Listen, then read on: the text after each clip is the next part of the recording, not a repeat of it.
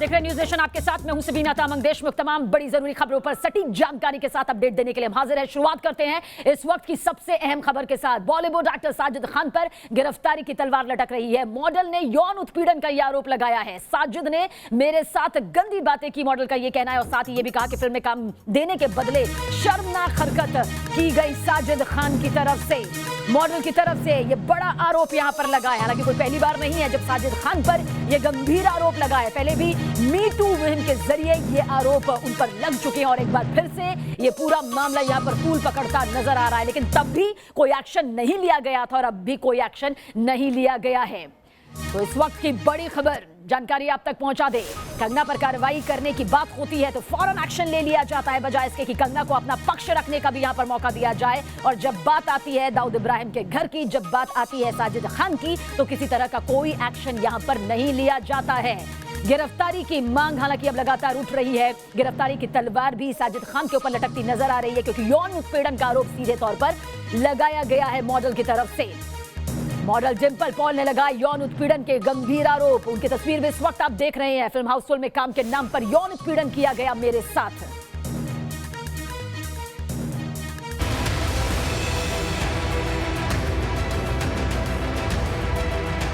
फिल्मकार साजिद खान पर फिर लगे मीटू के गंभीर आरोप।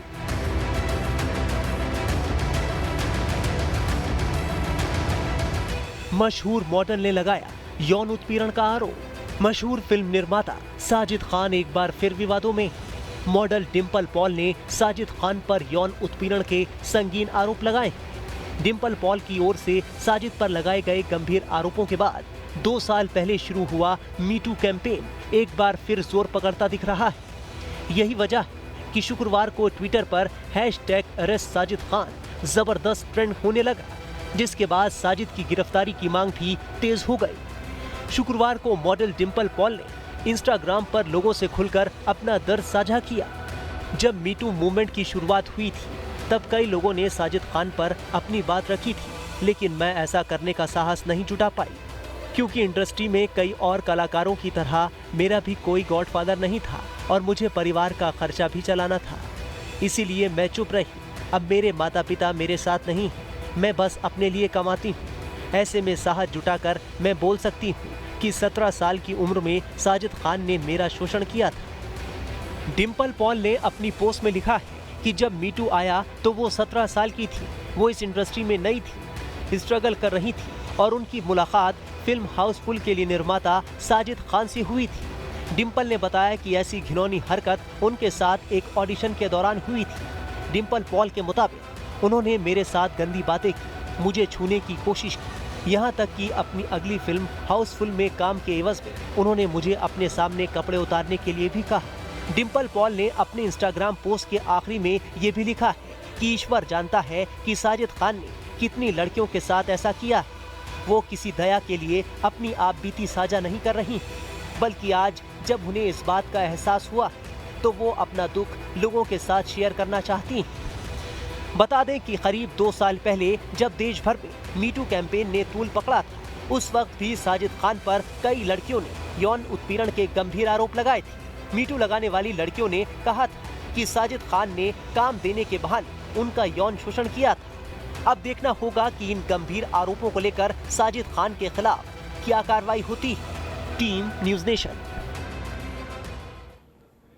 तो चमकती दुनिया के पीछे की काली कहानी वक्त वक्त पर सामने आती रही है, लेकिन जिस तरह से मॉडल डिंपल ने यहां पर अब गंभीर आरोप लगाए, एक बार फिर से ये पूरा मामला तूल पकड़ता नजर आ रहा है। इस पर ज्यादा जानकारी के लिए हमारे संवाददाता पंकज मिश्रा इस वक्त हमारे साथ मौजूद है। पंकज, सीधा आपकी तरफ यहां पर रुख करेंगे और समझने की कोशिश यहां पर करेंगे किस तरह से साजिद पर अब ये पूरी गिरफ्तारी की तलवार लटक रही है, क्योंकि कंगना का जिक्र होता है तो जांच भी बिठा दी जाती है ड्रग्स को लेकर, उनका ऑफिस भी तोड़ दिया जाता है, तमाम तरीके से सियासी और कानूनी हथकंडे अपनाए जाते हैं। साजिद को लेकर क्या ये हथकंडे नजर आएंगे? जी बिल्कुल, देखिए बड़ा सवाल यही है और साजिद पर लगने वाला ये पहला आरोप नहीं है। इसके पहले 6 अलग अलग मॉडल ने, एक जर्नलिस्ट ने इस तरह के आरोप साजिद खान पर लगाए हुए हैं, लेकिन अभी तक उन पर कोई कार्रवाई नहीं हुई। बॉलीवुड का ये एक गंदा सच है जो बीच बीच में इस तरह से खुलकर सामने आता रहा है। आपको बता दें कि तनुश्री दत्ता ने जब मी टू मूवमेंट की शुरुआत की थी तो कई लोगों ने, कई मॉडल्स ने, कई एक्ट्रेस ने ये खुलकर सामने आकर कहा था कि उनके साथ भी इस तरह की चीजें हो चुकी है। लेकिन सबसे ज्यादा आरोप साजिद खान पर लगे थे। साजिद खान पर इसके पहले 6 मॉडल्स ने, जिनमें एक जर्नलिस्ट थी, उन्होंने भी आरोप लगाया है कि पिक्चर के नाम पर या फिर जब उनसे वो मिलने गई थी तब उनके साथ उन्होंने दुष्व्यवहार किया था, गलत तरीके से उनके साथ उन्होंने बर्ताव किया था, शोषण करने की कोशिश की गई थी। तो इस तरह के बड़े बड़े आरोप साजिद खान पर लगे हुए हैं।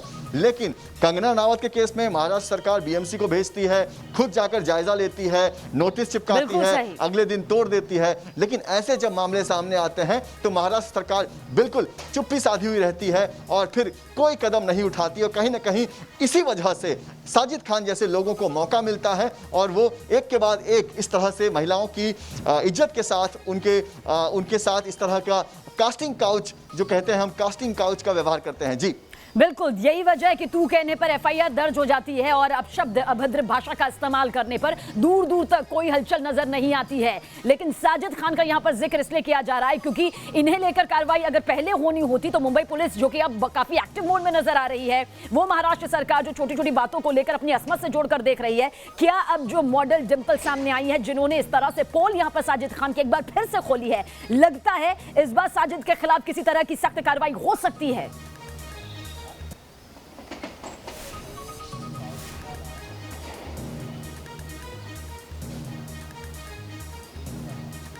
जी पंकज।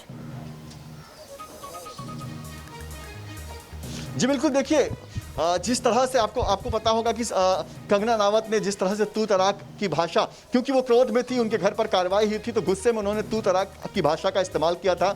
तो मुंबई के 2 अलग अलग पुलिस स्टेशन में उनके खिलाफ मामला दर्ज हो गया।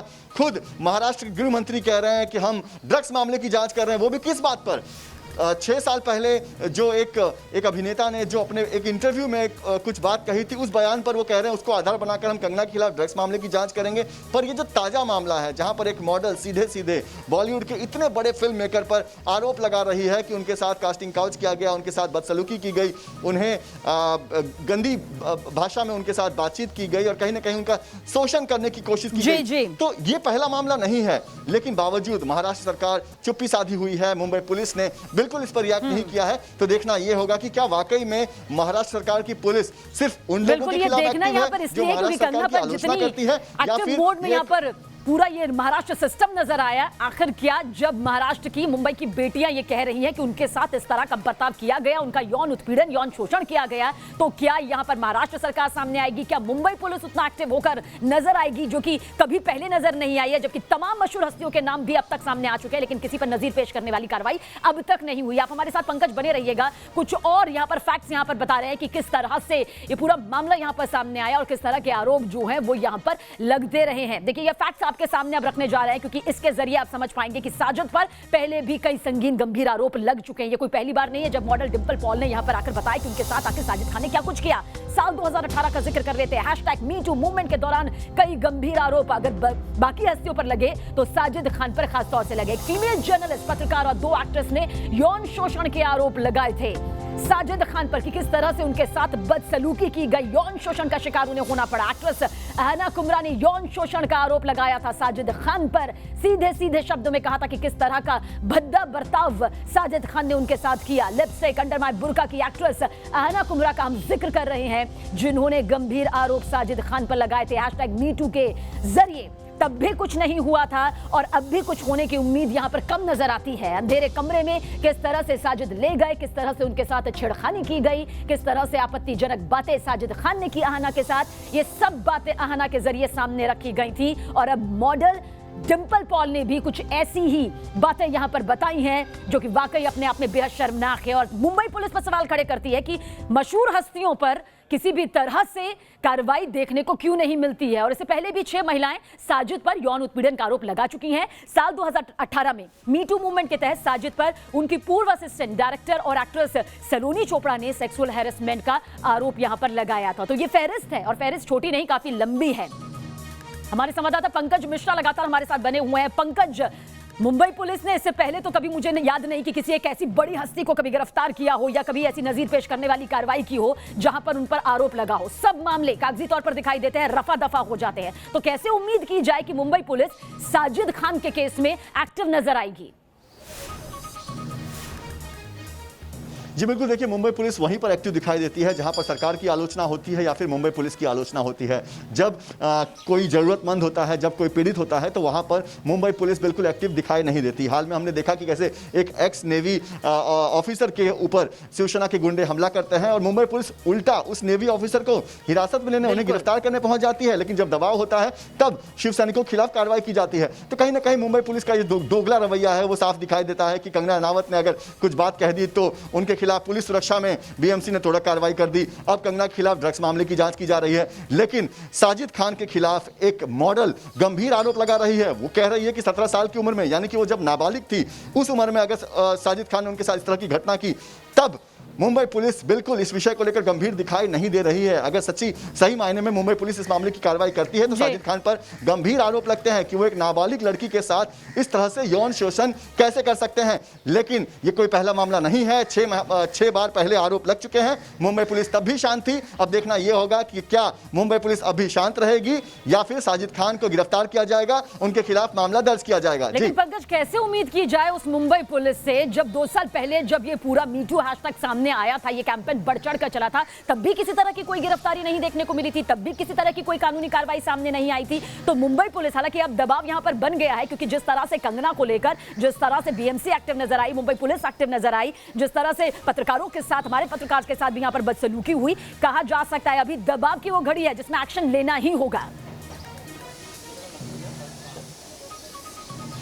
जी बिल्कुल, देखिए दबाव की घड़ी है और एक्शन लेना ही होगा। लेकिन मुंबई पुलिस मोटी चमड़ी की पुलिस है, लगातार उन पर आरोप लग रहे हैं कि वो सिर्फ एक तरफा रवैया दिखा रही है, वहां पर कार्रवाई कर रही है जहां पर उन्हें सरकारी दबाव है, लेकिन दूसरी तरफ जहां कोई जरूरतमंद है उन पर उनकी जरूरत में मुंबई पुलिस उनके खिलाफ कार्रवाई नहीं कर रही है। आपको बता दें कि मुंबई पुलिस लगातार जब उन्हें शिकायत की जाती है, उन्हें बताया जाता है कि इस तरह से कोई परेशान है, तो वहां पर मुंबई पुलिस बिल्कुल गैर जिम्मेदारी दिखाते हुए उस मामले को इग्नोर किया जाता है। सुशांत सिंह राजपूत का मामला ले लीजिए, जहां पर सीबीआई, ईडी, एनसीबी, देश की 3 बड़ी जांच एजेंसियां इस मामले की जांच कर रही है, लेकिन मुंबई पुलिस ने वहां पर एक एफआईआर तक दर्ज नहीं किया था। तो कहीं ना कहीं मुंबई पुलिस का जो रवैया है वो साफ दिखाई दे सकता है कि कंगना रनावत ने एक बयान दे दिया तो उनके खिलाफ ड्रग्स मामले की जांच करवानी शुरू कर दी, उनके घर को, उनके ऑफिस को तोड़ दिया गया, उनके घर को अब निशाना बनाया जा रहा है कि उनके घर में भी इलीगल कंस्ट्रक्शन है। तो कहीं ना कहीं मुंबई पुलिस और प्रशासन, जो आज बीएमसी का है या फिर महाराष्ट्र सरकार का जो रवैया है, वो सिर्फ उन लोगों के खिलाफ है जो महाराष्ट्र सरकार के सामने खड़ा है। ये लॉ एंड ऑर्डर की बात नहीं है, यहाँ पर सिर्फ और सिर्फ दुश्मनी दिखाई जा रही है, यहाँ पर सिर्फ और सिर्फ बदले की राजनीति निभाई जा रही है। जी बहुत बहुत शुक्रिया पंकज, लेकिन आपसे आगे भी अपडेट लेते रहेंगे। फिलहाल तमाम जानकारी के लिए शुक्रिया, नजर बनाए रखिएगा।